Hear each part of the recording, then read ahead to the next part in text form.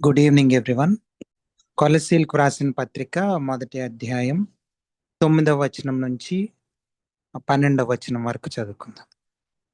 అందుచేత ఈ సంగతి వినిన నాట నుండి మేమును మీ నిమిత్తము ప్రార్థన చేయుట మానక మీరు సంపూర్ణ జ్ఞానమును ఆత్మ సంబంధమైన వివేకము గలవారును ఆయన చిత్తమును పూర్ణముగా గ్రహించిన వారునై ప్రతి సత్కార్యంలో సఫలులగుచు దేవుని విషయమైన జ్ఞానమందు అభివృద్ధి పొందుచు అన్ని విషయములలో ప్రభువును సంతోష పెట్టునట్లు ఆయనకు తగినట్లుగా నడుచుకొనవలెననియు ఆనందముతో కూడిన పూర్ణమైన ఓర్పును దీర్ఘశాంతమును కనపరచునట్లు ఆయన మహిమా శక్తిని బట్టి సంపూర్ణ బలముతో బలపరచబడవలెననియు తేజోవాసులైన పరిశుద్ధుల స్వాస్థ్యములో పాలివారమగుటకు మనలను పాత్రులనుగా చేసిన తండ్రికి మీరు కృతజ్ఞతాస్తుతులు చెల్లింపవలెననియు దేవుని బతిమాలుచున్నాము.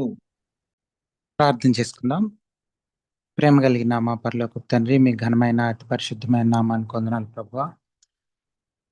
యొక్క సాయంత్రకాల సమయంలో మీ సన్నిధికి చేరి మిమ్మల్ని స్తుతించడానికి, ఆరాధించడానికి దయచేసిన మరొక గొప్ప అవకాశాన్ని బట్టి, అలాగే ఈ వాక్యాన్ని ధ్యానించడానికి దయచేసిన మరొక గొప్ప అవకాశాన్ని బట్టి మిమ్మల్ని స్తుతిస్తూ ఆరాధిస్తూ ఉన్నాం ప్రభువా.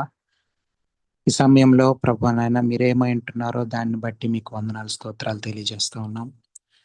మీ గొప్పతనాన్ని బట్టి, ఔన్నత్యాన్ని బట్టి, మీ ప్రేమను బట్టి, వాత్సల్యతను బట్టి, విశ్వాస్యతను బట్టి ప్రభువా మీకు స్తోత్రాలు, వందనాలు ప్రభువా. ఈ సమయంలో ప్రభువా ఆ వాక్యాన్ని ధ్యానించిన ఏంటండగా ప్రభువా మాతో మాట్లాడమని, విని గ్రహించి లోబడ్డానికి కృప చూపించమని, ప్రతి ఆటంకాన్ని, అంధకార శక్తిని లయపరచమని ప్రాధేయపడతా ఉన్నాం. ఘనత, మహిమ, ప్రభావాలు మీకే ఆరోపిస్తూ ఉన్నాం ప్రభువా నాయన మాలో ప్రతి ఒక్కరి ఎడల మీరు కలిగి ఉన్న ఉద్దేశాలను బట్టి మీకు వందనాలు.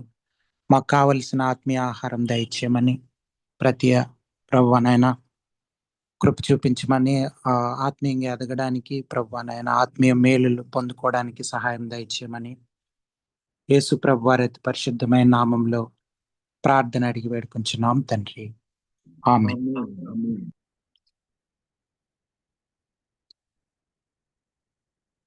చాలాసార్లు మనం చిన్నపిల్లలు పెరగాలని, అంటే త్వరగా పెరగాలని అనుకుంటా ఉంటారు.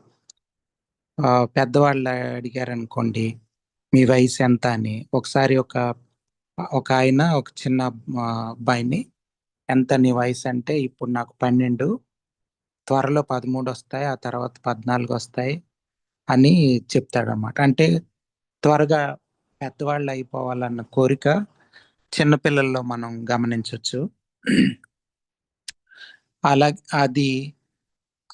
అదే తృష్ణ, అదే కోరిక ఆత్మీయంగా కూడా మనకు ఉండాలి, కానీ నార్మల్గా మనకు ఉండదు. మనకు ఫిజికల్గా పెరగాలన్న ఇది ఉంటుంది, కానీ స్పిరిచువల్గా, ఆత్మీయంగా ఎదగాలన్నది మనకి అంత ఇంపార్టెంట్గా కనిపించదు. సో కానీ మనం మనం మామూలుగా ఆత్మీయంగా ఎదగాలని మనకి దేవునిలో ఉంటున్నప్పుడు, అంటే యేసు ప్రభు వారిలో మనం రక్షణ పొందిన తర్వాత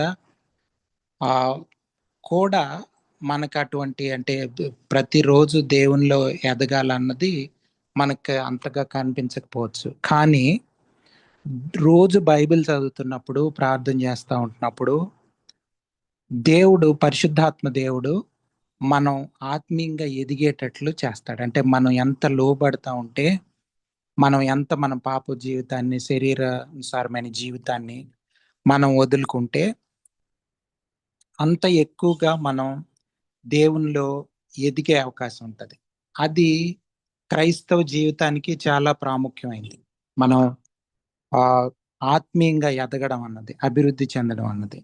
సో దాని గురించి ఈరోజు మనం ధ్యానం చేయడానికి ప్రయత్నం చేద్దాం.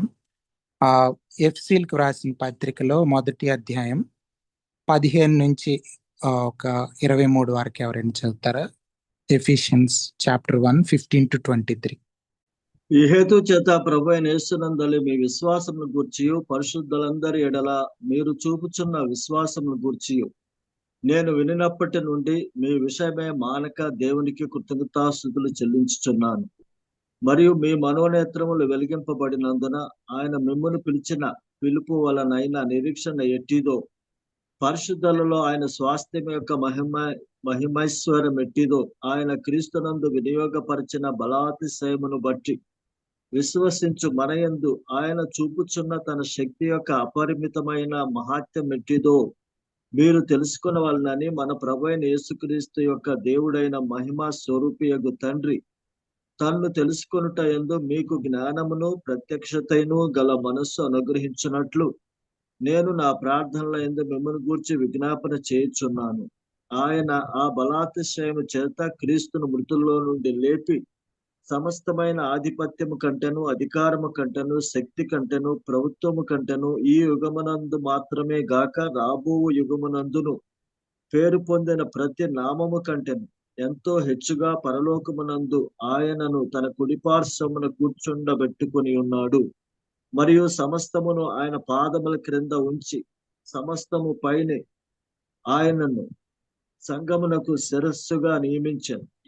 ఆ సంఘము ఆయన శరీరము సమస్తమును పూర్తిగా నింపుచున్న వాని సంపూర్ణత అయి ఉన్నది. Thank you uncle. సో ఇక్కడ మనం చూస్తే ఈ వాటిల్లో ఈ వచనాల్లో మనం చూస్తున్నప్పుడు మీకోసం మానక ప్రార్థన చేస్తున్నాను అన్నది ఈ ఈ వచనాల్లో మనం గమనించవచ్చు. అంటే చాలా సార్లు ఎఫిషియన్స్లో కానీ, ఫిలిప్పీలకు రాసిన పత్రిక, తెస్సలోనికీలకు రాసిన పత్రిక, వీటిలన్నిటిలో మనం చదివితే వీళ్ళ కోసం మానకుండా ప్రార్థన చేస్తున్నాను. అదే ఇక్కడ కూడా చూస్తే 9వ వచనంలో మనం చూస్తే ఈ సంగతి వినిన నాటి నుండి, అంటే ఎపఫ్రా చేసిన పరిచర్య, వాళ్ళందరూ యేసు ప్రభు వారిని అంగీకరించిన విధానం, ఆ కొలసి సంఘాల్లో చేసినట్టు ఆ యొక్క వాళ్ళు దేవుని వైపు ఆకర్షింపబడ్డం, అనేక మంది యేసు ప్రభు వారిని అంగీకరించడం, ఈ ఇవన్నీ వాళ్ళు తెలుసుకున్న తర్వాత వాళ్ళ కోసం మానకుండా ప్రార్థన చేస్తున్నాను అని చెప్తా ఉన్నాడు. వినిన నాటి నుండి మేము మీ నిమిత్తం ప్రార్థన చేయట మానడం లేదు అని చెప్పి, దాని నుంచి మనం నేర్చుకోవాల్సిన పాఠం ఏంటంటే మనం కూడా, అంటే దేవుని సేవకులనే కాదు, తోటి మిగతా విశ్వాసులు కూడా సంఘంలో కానీ కుటుంబంలో కానీ ఎవరైనా రక్షణ పొందిన వారు ఉన్నప్పుడు, సంఘం అంటేనే నార్మల్గా మనం ఆల్రెడీ ఆలోచించుకున్నాం ముందు, సంఘం అంటేనే విశ్వాసుల గుంపు అని అర్థం. వాళ్ళని చూసి మిగతా వాళ్ళు యేసుప్రభు వారి వైపు ఆకర్షింపబడాలన్నది మనం ముందు బైబిల్ స్టడీస్లో కూడా మనం నేర్చుకున్నాం. సో ఆ విధంగా సంఘంలో ఉన్న ప్రతి ఒక్కరు ఎవరైతే దేవునిలో జీవించడానికి తీర్మానించుకొని ప్రయాణం ప్రారంభించారో వాళ్ళందరినీ జ్ఞాపకం చేసుకొని వాళ్ళందరూ కూడా ఆత్మీయంగా బలపడాలని ప్రార్థన చేయాలి. ఇంకా ముఖ్యంగా ఆలోచిస్తే 9వ వచనంలో మీరు సంపూర్ణ జ్ఞానము, ఆత్మ సంబంధమైన వివేకము గలవారును, 10వ వచనంలో ఆయన చిత్తమును పూర్ణముగా గ్రహించువారునై. ఇది అంటే పెర్ఫెక్షన్ రావాలి అంటే బాగా దేవుని జ్ఞానంతో ప్రతి ఒక్కరు నింపబడాలి. దేవుని జ్ఞానంతో నింపబడాలని ఎందుకు ప్రార్థన చేయాలంటున్నాడు? ఆల్రెడీ వాళ్ళందరూ యేసు ప్రభు వారిని అంగీకరించినా కూడా తప్పుడు బోధకులు వచ్చి ఎపఫ్రాకు వ్యతిరేకంగా, అంటే ఎపఫ్రా చెప్పిన బోధని కాదని వాళ్ళు వేరొక బోధన సంఘాల్లోకి తీసుకొస్తున్నారు. సో అదే మనం కానీ సంపూర్ణమైన పరిపూర్ణమైన జ్ఞానంతో నింపబడి ఉంటే, మనం కూడా ఈ రోజుల్లో ఆలోచించుకుంటే మన సంఘాల్లో ఉన్న ప్రతి విశ్వాసి కూడా సంపూర్ణమైన జ్ఞానంతో నింపబడి, అంటే దేవుని జ్ఞానంతో నింపబడి ఉన్నప్పుడు, పరిశుద్ధాత్మ దేవుని జ్ఞానంతో నింపబడినప్పుడు మనం తప్పుడు బోధకులకి ఆకర్షింపబడం. ఈ రోజుల్లో అనేక మంది తప్పుడు బోధకులు విచ్చలు విడిగా రోజుకొకరు పుట్టుకొస్తున్న దినాల్లో మనం ఉన్నాం. వాళ్ళకి ఆకర్షింపబడుతున్న వాళ్ళు అనేక మంది ఉంటారు. అది అది మనకి బైబిల్ గ్రంథంలో ఉంది. అనేక మంది మోసపోతారన్నది మనకు తెలుసు.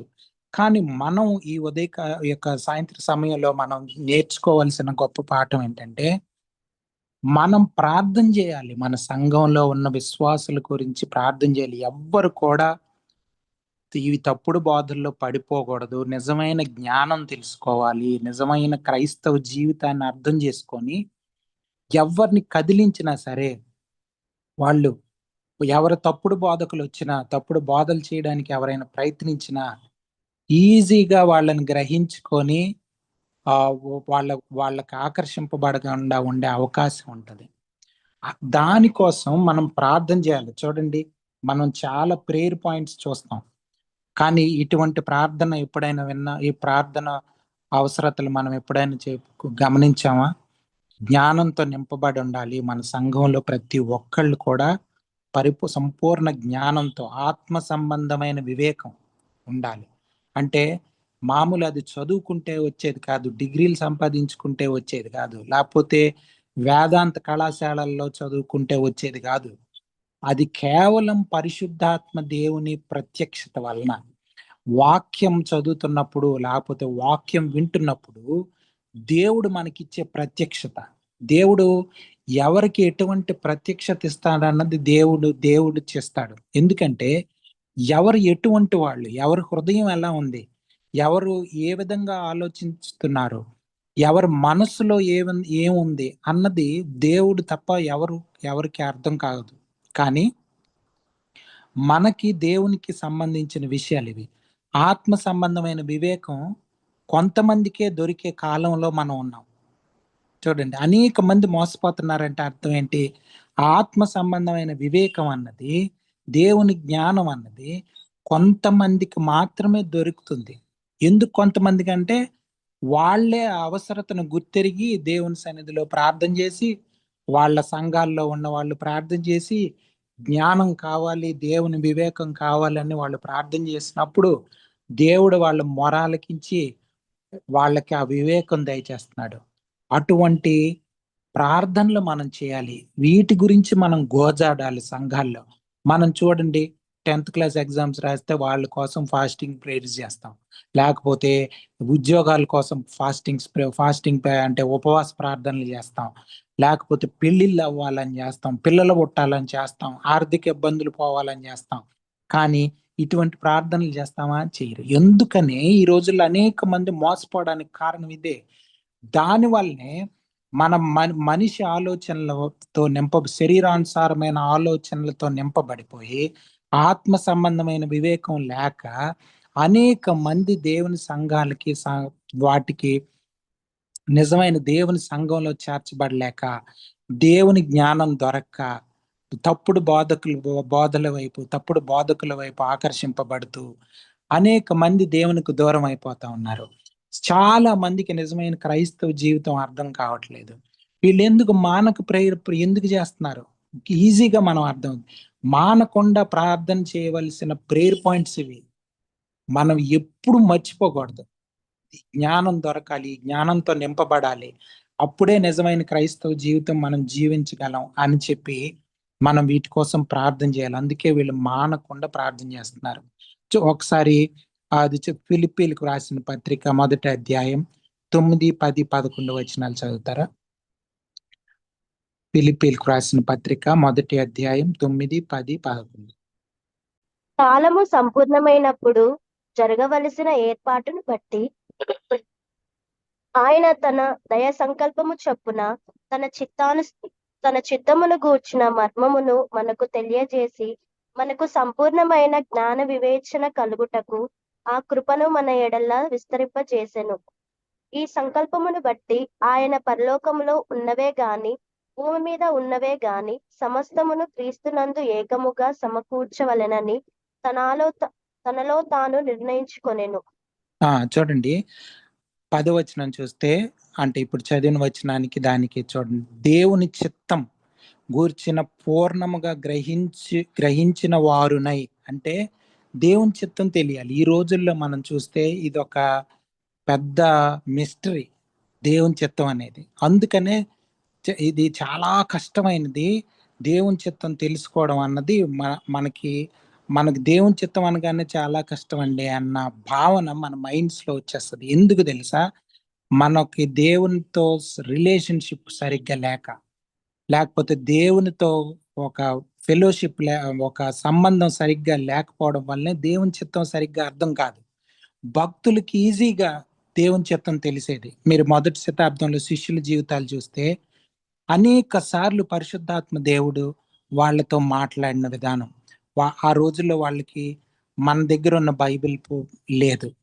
వాళ్ళకి ఇప్పుడు మన దగ్గర ఉన్నటువంటి నూతన నిబంధన, మనం చదువుతున్నటువంటి వాక్యాలు, ఇవన్నీ వాళ్ళు పౌలు భక్తుడు రాసినవి లేకపోతే మిగతా వాళ్ళు రాసినవి ఉన్నాయి, భక్తులు రాసినవి ఉన్నాయి, కానీ వాళ్ళకి బైబిల్ లేదు. అయినా సరే పరిశుద్ధాత్మ దేవుడు వాళ్ళని నడిపించేవాడు, వాళ్ళతో మాట్లాడేవాడు, వాళ్ళు దేవుని చిత్తం వాళ్ళు తెలిసిపోయేది. కానీ ఈ రోజుల్లో మనం చూస్తే దేవుని చిత్తమో కాదో మనకేం తెలుసు అనిపిస్తుంది. దానికి కారణం చూడండి, దాని గురించి ప్రార్థన చేయాలి. చూడండి, వీళ్ళు దేని గురించి ప్రార్థన, దేవుని చిత్తం మాకు తెలియాలి, ఈజీగా మేము తెలుసుకోవాలి. అటువంటి పరిస్థితుల్లోకి మేము మా సంఘంలో ఉన్న ప్రతి ఒక్కరు వెళ్ళాలి. సంఘ కాపరి ఆ విధంగా ఉండాలి, లేకపోతే పెద్దలు ఆ విధంగా ఉండాలి.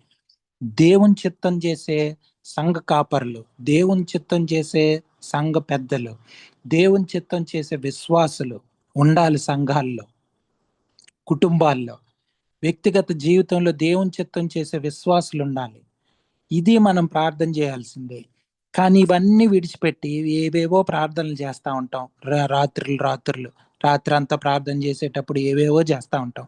దేవుని చిత్తం తెలియాలి మాకు, మా సంఘంలో దేవుని చిత్తమే జరగాలి, మా కుటుంబాల్లో దేవుని చిత్తమే జరగాలి అని ఎప్పుడైనా ప్రార్థన చేస్తామా? గోజాడి ప్రార్థన చేయి. కానీ వీళ్ళు పౌలు భక్తుడు, తిమోతి, వీళ్ళు దేని గురించి ప్రార్థన చేస్తున్నారు? దేవుని చిత్తం పరిపూర్ణంగా గ్రహించిన వారనై ఉండాలి. వీళ్ళకి కానీ నిజంగా కొలసే సంఘంలో కానీ నిజంగా వాళ్ళు పరిపూర్ణంగా ఆ జ్ఞానంతో, ఆత్మ సంబంధమైన వివేకంతో, అలాగే దేవుని చిత్తం పూర్ణంగా గ్రహించే వారై ఉంటే ఈ తప్పుడు బోధల్లోకి వెళ్ళరు. ఇప్పుడు తప్పుడు బోధల వైపు వెళ్ళిపోతున్న సంఘాలు, వాళ్ళందరికీ కావలసిన అవసరతలు ఇవి. వాళ్ళందరూ మోకాళ్ళు వేసి ప్రార్థన చేయాల్సిన ప్రేయర్ పాయింట్స్ ఇవి. మనందరం కూడా మన కుటుంబ ప్రార్థనల్లో, మన సంఘ ప్రార్థనల్లో వీటి గురించి ప్రార్థన చేయాలి. అప్పుడు ప్రతి సత్కార్యములు సఫలలగుచు, అంటే మనం చేసే పనుల్లో సఫలగుతాం. ఎప్పుడు సఫలగుతాం? దేవుని చిత్తం చేస్తే. లేకపోతే మనం దేవుని చిత్తంలో ఉండం. దేవునికి మనకి అసలు సంబంధమే లేని పరిస్థితుల్లోకి సంఘాలు, కుటుంబాలు, వ్యక్తిగత జీవితాలు వెళ్ళిపోతున్నాయి ఈ రోజుల్లో. దేవుని విషయమైన జ్ఞానమందు అభివృద్ధి పొందాలి. రోజు రోజుకి దేవునికి దగ్గర అవ్వాలి. దేవుని చిత్తం ఈజీగా అర్థమైపోవాలి. ఇది దేవుని చిత్తం, ఇది దేవుని చిత్తం కాదు అని క్లియర్ కట్గా ఉండాలి. దేవుని చిత్తం ఎప్పుడు కన్ఫ్యూజింగ్ గా ఉండదు. చాలా మంది అంటారు దేవుని చిత్తమో కాదో కన్ఫ్యూజింగ్ గా ఉందని. కానీ నిజంగా దేవుని చిత్తం అనేది కన్ఫ్యూజనే ఉండదు, క్లారిటీగా ఉంటది, చాలా క్లారిటీగా ఉంటది. అది మనం అర్థం చేసుకోవాలి. ఎందుకు క్లారిటీ మనకి రావట్లేదంటే అది దేవుని వైపు నుంచి ప్రాబ్లం కాదు, మన వైపు నుంచి సమస్య. మనం మైండ్లో ఏవేవో నింపేసుకొని మన ఆలోచనలన్నీ ఇష్టానుసారంగా ఏవేవో ఆ సీరియల్స్ లేకపోతే సినిమాలో లేకపోతే ఇవో యూట్యూబ్లో వీటిల్లో ఏవేవో చూసి మైండ్ అంతా ఖరాబ్ చేసుకుంటే దేవుని చిత్తం ఇంకేం అర్థం అవుతుంది? చూడండి, అందుకని యవనస్తులు అనేక మంది వాళ్ళకి దేవుని ఆ యొక్క మ్యారేజ్ చేసుకునేటప్పుడు, వివాహం చేసుకునేటప్పుడు వాళ్ళకి దేవుని చిత్తం తెలియక శరీరానికి లేకపోతే పైన రూపానికి ఆకర్షింపబడో లేకపోతే ధనానికి ఆకర్షింపబడో రకరకాలుగా ఆకర్షణలకు గురయ్యి చేసుకునే వాళ్ళు అనేక మంది ఉంటారు. సో కాబట్టి ఇది మనం చేయాల్సిన ప్రార్థనలు. మన సంఘాల్లో మనం చేయాల్సిన నిత్యం మానక చేస్తున్నారు వీళ్ళు. ఎందుకు అంటే దీనికోసమే చేస్తున్నారు. ఈ సంఘాలన్నీ, కొలసి సంఘం కానీ, కొరింథీ సంఘం కానీ, గలతీ సంఘం కానీ, సంఘాలన్నీ ఈ విధంగా ఉండాలని. మనం కూడా వీటి గురించి ప్రార్థన చేసినప్పుడు మన సంఘాల్లో ఉన్న వాళ్ళు తప్పుడు బోధలకు ఆకర్షింపబడరు. ఇది మనం చేయాల్సినటువంటి ప్రార్థనలు. ఆ చూడండి, సత్కార్యం సఫలం, దేవుని విషయమైన జ్ఞానమందు అభివృద్ధి పొందుచు అన్ని విషయములలో ప్రభువును సంతోష పెట్టినట్లు. అంటే అన్ని విషయాల్లో దేవునికి ప్లీజింగ్ గా, దేవునికి, యేసు ప్రభు వారికి మనం దేవునికి ఇష్టానుసారమైన జీవితం మనం జీవించే అవకాశం ఉంది. ఇది నిజమైన ప్రార్థన, మనం చేయాల్సినటువంటి ప్రార్థన. సో ఇది మనం అర్థం చేసుకోవాలి. ఆత్మీయమైనటువంటి జ్ఞానం కావాలి. కానీ మనకి ఈ రోజుల్లో లోక జ్ఞానం ఎక్కువైపోయింది. కదిలిస్తే, ఎవరినైనా కదిలించండి, క్రికెట్ గురించి అడగండి, గంటల తరబడి మాట్లాడతారు. ఎవరైనా ఏదో సినిమా గురించి మాట్లాడండి, గంటల తరబడి మాట్లాడతారు. కానీ ఆత్మీయమైన మాటలు ఎత్తండి, అక్కడి నుంచి వెళ్ళిపోతారు. అంటే అర్థం ఏంటి? ఎవరికి, చాలా మందికి నిజమైన ఆత్మీయ జ్ఞానం, అందులో ఉన్న సంతోషం, అందులో ఉన్న సమాధానం రుచి చూడడం లేదు. నేను మాట్లాడేది క్రైస్తవుల గురించి, క్రైస్తవేతరుల గురించి తర్వాత సంగతి. క్రైస్తవులే లోక జ్ఞానం ఎక్కువైపోయింది, కానీ ఆత్మ సంబంధమైన జ్ఞానం లేకుండా పోయింది ఈ రోజుల్లో. ఎంత దయనీయమైన పరిస్థితుల్లో సంఘాలు ఉన్నాయంటే అంత దయనీయమైన పరిస్థితుల్లో ఉన్నాయి. ఏదో లేకపోతే థియోలాజికల్ నాలెడ్జ్, ఇక్కడ జరిగింది హిస్టరీ, చర్చ్ హిస్టరీ, లేకపోతే వీటి మీద నాలెడ్జ్, దానికి ఆకర్షింపబడిపోయే వాళ్ళు అనేక మంది. అటువంటి జ్ఞానానికి, పరిశుద్ధాత్మ దేవుడి ఇచ్చే జ్ఞానానికి సంబంధమే లేదు. మనం చాలాసార్లు చదువును చూసి, బయట వాళ్ళు చేసే హంగుల్ని చూసి ఆకర్షింపబడతాం. అందుకనే చూడండి, ఈ రోజుల్లో విలాసవంతమైన జీవితాలు జీవిస్తూ దేవుని సేవకులు అని చెప్తున్న వాళ్ళకి అనేక మంది ఆకర్షింపబడుతున్నారు. దానికి కారణం ఏంటో తెలుసా? అది మనలోనే ప్రాబ్లం ఉంది. మనం దేవుని జ్ఞానం లేక, దేవుని చేత నింపబడక, పరిశుద్ధాత్మ దేవుని జ్ఞానం లేక, అటువంటి కాపరులు లేక, అటువంటి విశ్వాసులు లేక, చాలా క్రైస్తవ్యం అనేది చాలా భయంకరమైన పరిస్థితుల్లో ఈ రోజుల్లో మనం మన దేశంలో కావచ్చు, అనేక దేశాల్లో కావచ్చు, చాలా భయంకరం. కానీ మనం అర్థం చేసుకోవాల్సింది ఏంటంటే, మనకి బయటికి కనిపించకపోవచ్చు, కానీ దేవుడు తన రాజ్యాన్ని, తన యొక్క సంఘాన్ని దేవుడు కడతా ఉన్నాడు. మనం అందులో పాలిభాగస్తులం అవ్వాలి. మనం అర్థం చేసుకోవాలి. నిజమైన దేవుని జ్ఞానం ఎక్కడుందని తెలుసుకోవాలి. బైబిల్ చదివితే తెలుస్తుంది. అది డిగ్రీలు సంపాదించుకుంటే రాదు, లేకపోతే ఏదో ఎగ్జామ్స్ రాసి పాస్ అయ్యేది కాదు. ఇది కేవలం దేవుని కృప మీద ఆధారపడి జీవించడం ద్వారా దేవుడిచ్చే ఒక వరం, అది దేవుడిచ్చే గిఫ్ట్, అది ఆత్మ ఫలం, అది ఆ ఫ్రూట్ అనేది దేవుడిచ్చే బ్లెస్సింగ్, అది ఆశీర్వాదం. అది మనం చాలాసార్లు ఆశీర్వాదాలు అంటే ఈ యొక్క వస్తు సంబంధమైనటువంటి ఆశీర్వాదాలు అనుకుంటాం మనం. అవి కాదు. అఫ్ కోర్స్ అవి లోకంలో ఉండటానికి, వాటికి పనికొస్తే, తాత్కాలికంగా ఆనందానికి పనికొస్తే పనికి రావచ్చు. కానీ నిత్య రాజ్యంలో మనకు పనికొచ్చేవి ఇవన్నీ ఏం పనికిరావు. దేవుడి మీద విశ్వాసం ఉందా? దేవుణ్ణి ప్రేమిస్తున్నావా? ఇతరులను ప్రేమిస్తున్నావా? ఇటువంటి దేవుని జ్ఞానం, దేవుని చిత్తం తెలుసుకునే, ఈ దేవుని చిత్తం అర్థమయ్యే పరిస్థితుల్లో మన జీవితాలు ఉన్నాయా? లేవా? చూడండి, మనం చూస్తే, మనం చాలా సంఘాల్లో కూడా మనం ప్లాన్లు వేసుకుంటాం, టైం టేబుల్ వేసుకుంటాం. ఇవన్నీ దేవుని మీద ఆధారపడం. చాలా సార్లు మనం దేవుని మీద ఆధారపడకుండానే టైం టేబుల్ వేసేస్తాం, లేకపోతే కార్యక్రమాలు చేసేస్తూ ఉంటాం. ఆచారంగా పలానా టైంలో ఎలా చేయాలి, పలానా టైంలో ఎలా చేయాలి అని చేసేస్తూ ఉంటాం. దేవుని మీద ఆధారపడకుండా చాలా సార్లు చేస్తాం.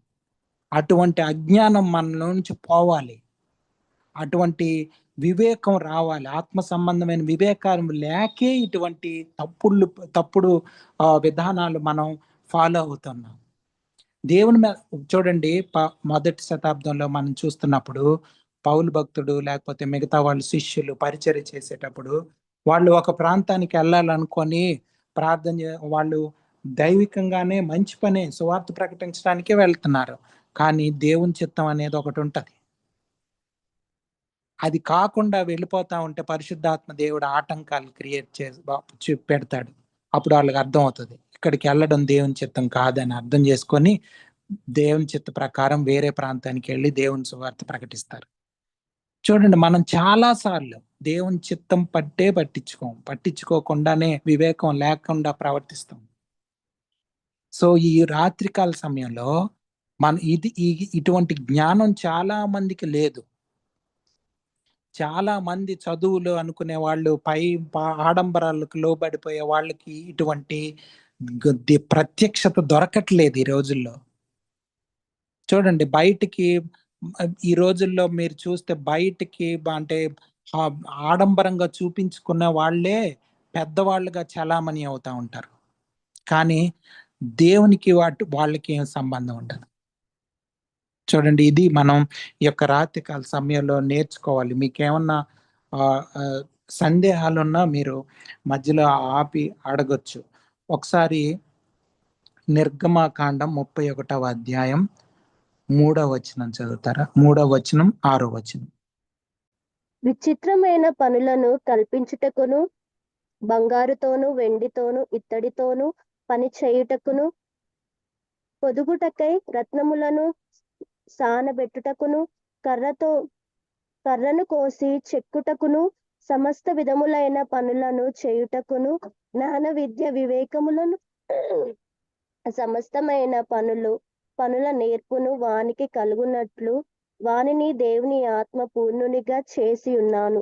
మరియు నేను చూడండి, ఇక్కడ దేవుని పనులు అంటే దేవుని సంఘంలో టెంపుల్ కట్టేటప్పుడు, ఆలయం కట్టేటప్పుడు దేవుని ఆత్మతో నింపబడిన వాళ్ళు, అంటే ఒక స్కిల్ వచ్చింది వాళ్ళకి. ఆ పనిముట్లన్నీ చేయడానికి దేవుని యొక్క ఆత్మ చేత నింపబడిన వాళ్ళ చేత అవి చేపించారు. అంటే దేవుని ఆత్మ చేత నింపబడే వాళ్ళకి ఇటువంటి స్కిల్ వస్తుంది. దేవుడు అటువంటి స్కిల్ ఇస్తాడు. స్కిల్ అంటే నేర్పరితనం, నైపుణ్యం ఇస్తాడనమాట దేవుడు. అటువంటి నైపుణ్యం మనకు కావాలి. దేవుని చిత్తం తెలుసుకునే విషయంలో కావచ్చు, జ్ఞానం వివేకం కలిగిన విషయంలో కావచ్చు, వీటన్నిటిలో నైపుణ్యం వచ్చేయాలి. This is not God's will అని చెప్పేయాలి. ఇది దేవుని చిత్తం కాదు అని పక్కాగా చెప్పేసే ఇది, అటువంటి జ్ఞానంలోకి వెళ్ళాలి. అందుకనే పెద్దవాళ్ళు అంటే భక్తులకి మనకి తేడా అదే. మనం వీటికి ఆకర్షింపబడిపోతాం. చూడండి, నేను చాలాసార్లు బ్రదర్ భగత్ సింగ్ గారి గురించి చెప్తాను. ఆయనకి ఒకసారి అమెరికా దేశం వెళ్ళినప్పుడు అక్కడ ఎవరైనా దేవుని భక్తులు ఉన్నారు అంటే వాళ్ళని ఆ యొక్క వైట్ హౌస్ లోకి ప్రెసిడెంట్ ఇన్వైట్ చేసేవాళ్ళు. ఆ రోజుల్లో బిలీవర్స్ ఉండేవాళ్ళు. ఆ యొక్క ప్రెసిడెంట్స్ కూడా, అమెరికా దేశంలో అధ్యక్షులు, వాళ్ళు కూడా దేవుని నమ్ముకున్న వాళ్ళు అయి ఉండేవాళ్ళు. వాళ్ళు బైబిల్కి, ప్రార్థనలకి, వాటికి ప్రాధాన్యత ఇచ్చేవాళ్ళు. దేవుని జ్ఞానం కావాలని వాళ్ళ కోసం ప్రార్థన చేసేవాళ్ళు. అయితే ఆయనకి ఆ వైట్ హౌస్ లో బ్రేక్ఫాస్ట్ ప్రేయర్కి ఇన్వైట్ చేశారు. చాలా మందిని ఇన్వైట్ చేస్తారు. అంటే అక్కడ వచ్చి ఎవరైనా భక్తులు వెళ్ళినప్పుడు వాళ్ళని ఇన్వైట్ చేస్తారు ప్రార్థన చేయడానికి. అక్కడ బ్రేక్ఫాస్ట్ చేసి వైట్ హౌస్ లో సరైన పరిపాలన జరగాలని, దేవుని జ్ఞానం అధ్యక్షులకి వాళ్ళకు ఉండాలని ప్రార్థన చేస్తారు మార్నింగ్ టైంలో, ఉదయకాల సమయంలో. అయితే భగత్ సింగ్ గారికి ఆహ్వానం దొరికింది. అయితే ఆయన వెంటనే వెళ్ళిపోలేదు, ప్రార్థన చేసుకున్నాడు వెళ్ళాలా వద్దా అని. ప్రార్థన చేసుకొని దేవుని వైపు చూసినప్పుడు ఆయనకి క్లియర్ కట్గా వెళ్ళొద్దని ఆయనకి వెళ్ళకూడదు అనేది అర్థమైపోయింది. అదే టైంలో వేరే ప్రాంతానికి వెళ్ళడానికి ఆయనకి ఆ పరిశుద్ధాత్మ దేవుని నడిపింపు వచ్చింది. అప్పుడు ఇక్కడికి రానని చెప్పేశాడు ఆయన. వేరేది అక్కడికి అంటే ఏ అంటే రికగ్నిషన్ రాని ఒక ప్లేస్ ఉంది, ఆ ప్లేస్కి వెళ్ళి వాక్యం చెప్పాల్సిన అవసరం ఉంది, అక్కడికి వెళ్ళాడు ఇక్కడ వాక్యం చెప్పకుండా. సో మనం అర్థం చేసుకోవాల్సింది ఏంటంటే దేవుని చిత్తం తెలుసుకోవడం అన్నది ప్రతి విషయంలో చాలా ప్రాముఖ్యం. చాలా మందికి తెలియదు, దేవుని చిత్తం కనుక్కోవాలని కూడా తెలియని భయంకరమైన దినాల్లో మనం ఉన్నాం. దైవ సేవకులు అని చెప్పుకునే వాళ్ళతో సహా దేవుని చిత్తం, దేవుని మీద ఆధారపడి నిర్ణయాలు తీసుకునే వాళ్ళు లేరు ఈ రోజుల్లో. సో కాబట్టి మనం అటువంటి జ్ఞానం కావాలని ప్రార్థన. అందుకనే అనేక సంఘాలు స్థాపించబడినప్పటికీ మొదటి శతాబ్దంలో ఆ సంఘాలు చాలా తప్పుడు బోధకులు వాళ్ళని ట్రాప్ చేసేశారు. గలతీ సంఘంలో మనం చూసాం, నమ్ముకున్న కొన్ని రోజులకే తప్పుడు బోధల వైపు వెళ్ళిపోయారు.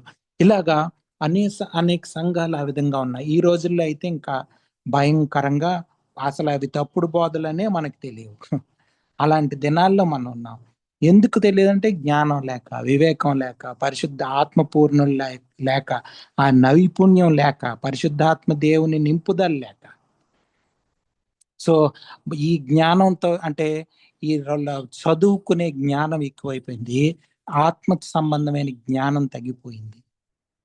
మనం కూడా ఎవరు ఎంత ఎక్కువ చదువుకున్నారు, వీళ్ళు పిహెచ్డి అంటే మనం వాళ్ళని ఎక్కువగా చూస్తాం కదా. మన అటువంటి ఆలోచన తీరు మన జీవితాల్లోకి చొచ్చుకుపోయింది. వాటి నుంచి బయటపడాలి. వాటన్నిటిని పౌలు భక్తుడు ఏమన్నాడంటే పెంటతో సమానంగా ఎంచుకుంటున్నానని చెప్పాడు. కానీ మనం వాటినే మన స్కిల్ లాగా, మన నైపుణ్యం లాగా మనం చూపించుకోవాలని ప్రయత్నించే భయంకరమైన ఆలోచన ధోరణితో నింపబడిపోయిన దినాల్లో మనం ఉన్నాం. మనమైనా కనీసం తెలుసుకొని, అర్థం చేసుకొని వాటి నుంచి బయటపడాల్సిన అవసరం ఉంది. లేకపోతే మనం కూడా ఈజీగా అపవాదికి, మన శరీరానికి లొంగిపోతాం, మోసపోతాం. చివరి దినాల్లో మోసం పెరిగిపోతుంది. తిమోతికి రాసిన 2వ పత్రిక 2వ అధ్యాయం 7వ వచనం. నేను చెప్పు మాటలు ఆలోచించుకొనుము, అన్ని విషయములయందు ప్రభువు నీకు వివేకం అనుగ్రహించును. 6-7 కలిపి చదువునానా. పాటుపాడిన వ్యవసాయకుడే మొదట ఫలములలో పాలు పుచ్చుకొనవలసిన వాడు. నేను చెప్పు మాటలు ఆలోచించుకొనుము, అన్ని విషయములయందు ప్రభువు నీకు వివేకం అనుగ్రహించును. ఓకే, ఇంగ్లీష్ లో ఏమనుందంటే to stand against the ungodly trends of our times. అంటే ఏంటంటే అంటే దేవునికి సంబంధం లేని కొన్ని జరుగుతూ ఉన్నాయి సంఘాలలో. వాటికి వ్యతిరేకంగా మనం స్టాండ్ తీసుకోవాల్సిన అవసరం, అంటే వాటికి వ్యతిరేకంగా నిలబడాలి. అటువంటి వివేకం మనకు కావాలని మనం ప్రార్థన చేసుకోవాలి. అటువంటి వివేకం మనకు కావాలి. చాలా మందికి అసలు అవి తప్పులనే తెలియదు, పట్టించుకోం. సో దాని వల్లనే ఈ రోజుల్లో ఆ అవేర్నెస్సే లేదు. దేవుని చిత్తం చేయాలని, దేవుని జ్ఞానంతో నింపబడాలని అటువంటి అవగాహనే లేని పరిస్థితుల్లో మనం ఉన్నాం. చూడండి, ఒక బాగా మంచు పడుతుంది అనుకోండి, అక్కడ డ్రైవింగ్ చేయగలమా చెప్పండి? ఏదైనా కార్లు వాటిలో బాగా డ్రైవింగ్ చేయగలమా? ఎంత లైట్లు వేసినా ఫాగ్ లోపల అవతల ఏ వెహికల్ ఉందో, ఎటువంటి వాహనం ఉందో మనకు తెలియదు కదా. అలాంటప్పుడు మనకి ఎట్లా తెలుస్తుంది? ఫర్ ఎగ్జాంపుల్ విమానాలు అవి వెళ్ళేటప్పుడు బాగా మంచుతో ఉంటే అవి డిలే అయిపోతాయి, వాళ్ళకి అర్థం కాదు. వాళ్ళు ఏం చేస్తారంటే రాడార్లు, హెడ్సెట్లు అవి ఇవి వాడి వాటితో చేస్తారు. అలాగే మనకు కూడా ఇప్పుడు ఫాగ్ ఎక్కువైపోయింది, చుట్టూ మంచు ఎక్కువైపోయింది, అంటే మోసం పెరిగిపోయింది. మీకు నేను చెప్తున్న మాటలు అర్థం అవుతున్నాయి అనుకుంటా. ఈ ఫాగ్లో, ఈ మంచులో అంటే విపరీతమైన ఆలోచనలు, లోక సంబంధమైన శరీర సంబంధమైన మాటలు, ఆ ట్రెండ్స్ అవి ఎక్కువైపోయినాయి. వాటి వలన మనకి దేవుని చిత్తం అర్థమయ్యే పరిస్థితుల్లో సంఘాలు, విశ్వాసులు లేరు. మరి ఎలా తెలుస్తుంది చెప్పండి? ఎలా తెలుస్తుంది? ఇటువంటి భయంకరమైన మంచులో మనకు అర్థం కావాలంటే ఈ పొగ మంచు కమ్ముకున్నటువంటి మన ఈ కాలంలో మనకి ఎలా దేవుని సంగతులు తెలుస్తాయండి? చెప్పండి. దేవుని చిత్తం అంటే నెక్స్ట్ ఏం జరుగుతుంది, లేకపోతే అంటే దేవుని చిత్తమా కాదా, ఈ పని చేయొచ్చా, ఈ అడుగు వేయొచ్చా, ఈ అడుగు వేయకూడదా అని ఎలా తెలుస్తుంది? దేవుని జ్ఞానం బట్టి. దేవుని జ్ఞానం తెలియాలి. సో దేవుని జ్ఞానం ఎలా తెలుస్తుంది? వాక్యం ద్వారా, ప్రార్థన. వాక్యం ద్వారా, ప్రార్థన ద్వారా. అంటే దేవుని వాక్యాన్ని ఎక్కువ ధ్యానం చేయాలి. అప్పుడు పరిశుద్ధాత్మ దేవుడు మనతో మాట్లాడతాడు, మనల్ని నింపుతాడు. మనకు చదువు రాకపోయినా వేరే వాళ్ళ చేత అయినా బైబిల్ చదివించుకోవాలా, వాక్యాలు వినాలా, బైబిల్ స్టడీస్లో వినాలా, సంఘాల్లో వాక్యం వినాలా, అర్థం చేసుకోవాలా, ఆ దేవుని మీద ఆధారపడాలి, బాగా ప్రార్థన చేసుకొని దేవా నాతో మాట్లాడనాలా, లోబడాలి. అప్పుడు మనకి దేవుని చిత్తం తెలుస్తుంది. లేకపోతే దేవుని చిత్తమే తెలీదు. ఇష్టానుసారంగా మనం నిర్ణయాలు తీసేసుకుంటాం, ఇష్టానుసారంగా సంఘాలు నడిపేస్తాం, ఇష్టానుసారంగా కుటుంబాలు నడుపుతాం. దాని వల్లనే ఈ రోజుల్లో ఇంత భయంకరమైన పరిస్థితికి క్రైస్తవ జీవితాలు, క్రైస్తవులు పరిచర్యలు ఇంత దారుణమైన పరిస్థితుల్లో ఉండడానికి కారణం. చాలా మందికి అర్థం కూడా కాదు. అంటే పరిస్థితులు బాగాలేవు, దేవుని చిత్తం తెలియట్లేదు, లేకపోతే సంఘాలు పరిచర్యలు బాగాలేవు అంటే చాలా మంది ఒప్పుకోకపోవచ్చు కూడా. ఎందుకంటే ఆ పరిస్థితి అటువంటి భయంకరమైన దినాల్లో మనం ఉన్నాం. నిజంగా సత్యం తెలిసిన వాళ్ళకి, నిజంగా దేవుని క్రైస్తవ జీవితం అర్థం చేసుకున్న వాళ్ళకి ఈ రోజుల్లో ఉన్న క్రైస్తవ్యానికి ఎంత తేడా ఉంది. బైబిల్ మాట్లాడుతున్న బైబిల్ వాక్యాలకి, యేసు ప్రభు వారు శిష్యులు జీవించిన జీవితాలకి, ఈ రోజుల్లో క్రైస్తవ్యానికి ఎంత తేడా చూడండి. దాన్ని బట్టి మనం దేవుని సన్నిధిలో ఈ విధంగా నింపబడితే మనకు ప్రార్థన చెయ్యాలన్న ఆలోచన వస్తుంది, మోకాళ్ళు వేయాలన్న ఆలోచన వస్తుంది, లేకపోతే రాదు. వాక్యంతో నింపబడాలి. చూడండి, సామెతల గ్రంథం 7వ అధ్యాయం 23వ వచనం.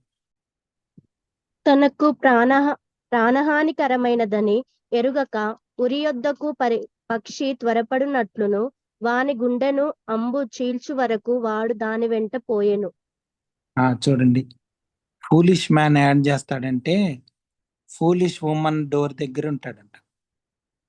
అంటే చెడిపోవడానికి రెడీగా ఉంటాం. మనం అలా ఉండకూడదు. మనం దేవుని జ్ఞానంతో నింపబడి ఉండాలి. ఎటువంటి పరిస్థితినైనా తట్టుకునేటట్లు స్టాండ్ అయి ఉండాలి, ఫర్మ్గా ఉండాలి, గట్టిగా నిలబడాలి. దేవుని వాక్యం చేత నింపబడితే అలా గట్టిగా శరీరానికి, లోకానికి ఎగెన్స్ట్గా నిలబడే ఒక బలం మనలో ఉంటది. చూడండి 11వ వచనం. ఆయనకు తగినట్టుగా నడుచుకోవాలి, ఆనందంతో కూడిన పూర్ణమైన ఓర్పు, దీర్ఘశాంతం కనపరచినట్లు ఆయన మహిమ శక్తిని బట్టి సంపూర్ణ బలముతో బలపరచబడవలెను.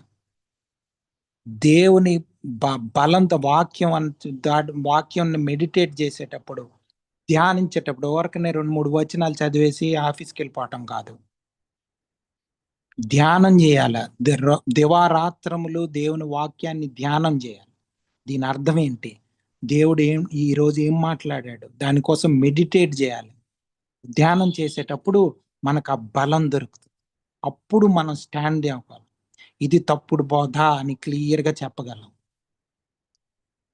చూడండి 12వ వచనం. తేజోవాసులైన పరిశుద్ధుల స్వాస్థ్యములో పాలివారమగుటకు మనలను పాత్రులనుగా చేసిన తండ్రికి మీరు కృతజ్ఞతాస్తుతులు చెల్లింపవలననియు దేవుని బతిమలాడుచున్నాను. చూడండి, ఇంత గొప్ప రక్షణ మనకిచ్చాడు. దేవుని యొక్క స్వాస్థ్యంలో పాలివారం అయ్యేటట్లు చేశాడు. వీటన్నిటిని బట్టి దేవునికి కృతజ్ఞత స్తుతులు మనం చెల్లించే పరిస్థితుల్లో ఉండాలి. దేవునికి గ్రేట్ఫుల్ గా ఉండాలి. ప్రతి విశ్వాసి కూడా దేవునికి కృతజ్ఞత చూపించాలి. దేవునికి కృతజ్ఞత చూపిస్తున్నట్లు ఎలా తెలుస్తుంది? దేవునికి భయపడాలి. దేవుని వాక్యాన్ని ధ్యానం చేయాలి. ప్రార్థన ద్వారా దేవుని మీద ఆధారపడాలి. యేసు ప్రభు వారి జీవితం జీవించాలి. అలా చేసినప్పుడు మనం దేవునికి కృతజ్ఞతలు చెల్లించగలం. దేవునికి కృతజ్ఞతలు చెల్లించడం అంటే ఊరకనే ఆదివారం రోజు వర్షిప్ టైంలో నిల్చొని 2 మాటలు చెప్పడం మాత్రమే కాదు. మంచిదే చెప్పడం, కానీ అది మాత్రమే కాదు. మన జీవితం ద్వారా దేవునికి కృతజ్ఞతాస్తుతులు చెల్లించాలి. దేవునికి ఇష్టానుసారంగా బ్రతకడం ద్వారా దేవునికి కృతజ్ఞతాస్తుతులు చెల్లించాలి. అప్పుడు దేవుడు సంతోషిస్తాడు. అటువంటి బలంతో నింపబడాలి మన సంఘాలు, మన విశ్వాసులందరూ కూడా. ఇది మనం యొక్క సాయంత్ర సమయంలో అర్థం చేసుకోవాల్సింది. ఒకసారి చూడండి, యోహాను సువార్త 15వ అధ్యాయం 5వ వచనం చదువుతారా? ద్రాక్షవల్లిని నేను, తీగెలు మీరు. ఎవడు నాయందు నిలిచియుండునో, నేను ఎవని యందు నిలిచియుందునో వాడు బహుగా ఫలించును. నాకు వేరుగా ఉండి మీరేమీ చేయలేరు. చూడండి, వేరుగా ఉండి మనం ఏం చేయలేమన్నది సత్యం. కానీ అపవాది, మన శరీరము, లోకం ఏం చెప్తాయంటే, నీకు నువ్వే ఏమన్నా చేయగలవు, సాధన చేయగలవు, నీకు అసాధ్యమైనది ఏది లేదు, నీలోనే బలం ఉంది, నీలోనే శక్తి ఉందని మోసం చేసి దేవుని మీద ఆధారపడకుండా చేస్తారు. చూడండి, దేవునికి వేరుగా మనం ఏం చేయలేమని బైబిల్ చెప్తుంది. చేసిన దాని వలన ఆత్మీయంగా మనం ఎదిగేది ఏమి ఉండదు. మనం చెయ్యొచ్చు, దానివల్ల మన శరీరానుసారమైన జీవితం, లోక జ్ఞానం, ఇవన్నీ లోకానుసారమైన శరీరానుసారమైన జ్ఞానాలు పెరిగిపోతాయి. కానీ దేవుని జ్ఞానం ఏమాత్రం పెరగదు. దేవుడిచ్చే వరాలు దొరకవు, ఆశీర్వాదాలు దొరకవు. మనం పెద్ద పెద్ద ఇళ్లల్లో ఉండొచ్చు, కార్లు నడపొచ్చు, విమానాల్లో ప్రయాణాలు చేయొచ్చు, మంచి ఖరీదైన వస్త్రాలు ధరించవచ్చు, రకరకాలుగా అలంకరించుకొని బయట తిరగొచ్చు, అందరూ చూసి మనల్ని దేవుడు ఆశీర్వదించాడని అనుకోవచ్చు. కానీ అవన్నీ మోసం. చివరి దినాల్లో భయంకరమైన మోసం పెరిగిపోతుంది. ఆ మోసం నుంచి మనం బయటపడాలి. యేసు ప్రభు వారి మీద ఆధారపడి బ్రతకాలి. బయోగ్రఫీస్ చదవండి, జీవిత చరిత్రలు, దైవ భక్తుల జీవిత చరిత్రలు చదవండి, బైబిల్ చదవండి, వాక్యాన్ని అర్థం చేసుకోండి.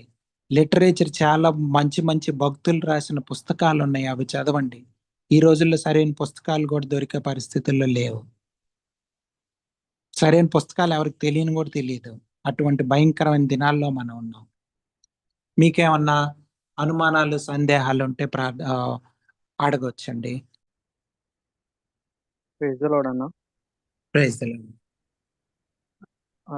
అంటే నాకు వచ్చిన డౌట్ ఏంటంటే, కొన్ని సిచ్యువేషన్స్ లో అంటే సడన్ గా డెసిషన్ తీసుకునే సిచ్యువేషన్స్ ఉంటాయి కదా. దేవుని అంటే ఇతనికి నేను పరిచర్య అంటే మనకు చెప్పాలా చెప్పొద్దా అని. ఆ టైంలో రెండు థాట్స్ వస్తాయి. అంటే ఇప్పుడు సడన్ గా ఒక మనిషి మన రోడ్డు మీద వెళ్తున్నాము, ఒక 5 నిమిషాలు మాట్లాడిన తర్వాత మనకు తలంపు వస్తుంది చెప్పాలా అని. అక్కడ నుంచి 2 వస్తాయి అనమాట. ఒకటంటేనేమో 2 దేవుని వాక్యాలాగానే ఉంటాయి.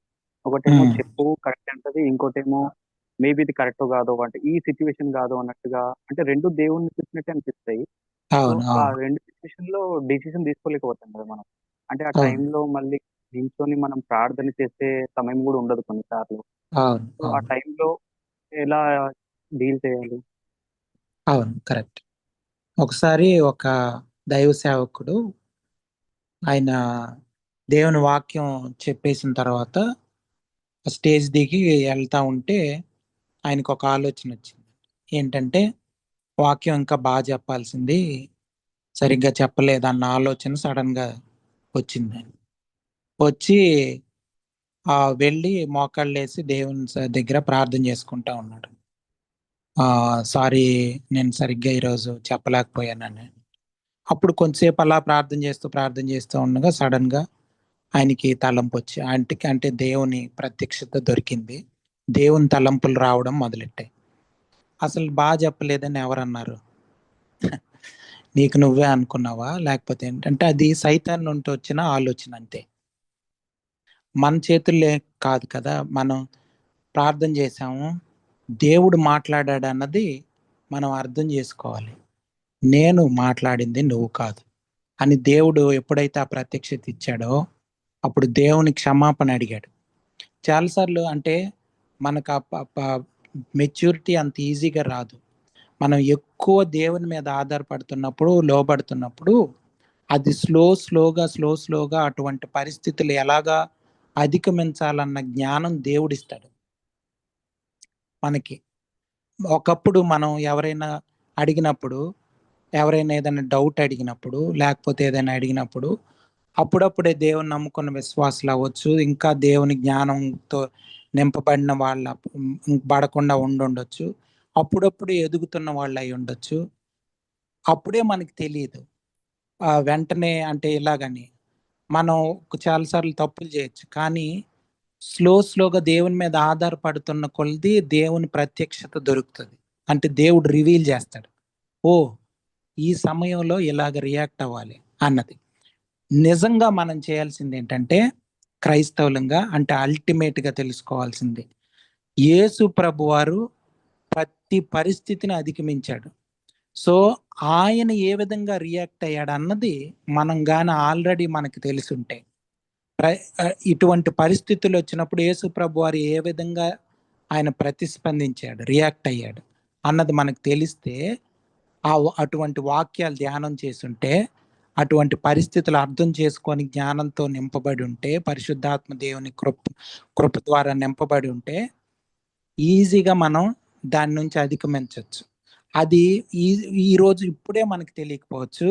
రోజు గడిచే కొలది దేవుని సమయంలో అటువంటి జ్ఞానం దేవుడు ప్రతి ఒక్కరికి దయచేస్తాడు. అప్పుడు వస్తుంది. అప్పటి వరకు మనం అంటే అది త్వరగా రావచ్చు, లేట్ అవ్వచ్చు. అంటే త్వరగా అంటే మనం ఎంత లోబడితే అంత దేవుని జ్ఞానంతో నింపబడతాం. ఎంత ఒక్కొక్కసారి లేట్ అవ్వచ్చు. అంటే మన హృదయ కాఠిన్యం వలన అవ్వచ్చు, దేని వలన అయినా అవ్వచ్చు, లేట్ అవ్వచ్చు. కానీ వెంటనే మనకి ప్రతి పరిస్థితిలో ఏ విధంగా రియాక్ట్ అవ్వాలని తెలియదు. కానీ స్లోగా తెలుస్తుంది. దేవుని ప్రత్యక్షత వలన మనకు ఆ పరిస్థితిని అధిగమించే జ్ఞానం దేవుడు దయచేస్తాడు. సో ఇటువంటి పరిస్థితులు అందరికీ వస్తాయి. అందరూ ఇటువంటి పరిస్థితుల్లో తప్పులు చేసి ఉండొచ్చు. నేను చెప్పిన దైవ సేవకుని యొక్క ఆ యొక్క ఉదాహరణ, ఆయన చాలా పెద్ద బోధకుడు, ఆయన చాలా పరిశుద్ధాత్మ దేవుని చేత నింపబడిన ఆయనే. కానీ ఇటువంటి ఆలోచన వచ్చింది. కానీ ఎప్పుడైతే ప్రార్థన చేసుకున్నాడో వెంటనే అది సైతాన్ ఆలోచన అని అర్థమైపోయింది. అర్థమైందా తమ్ముడు?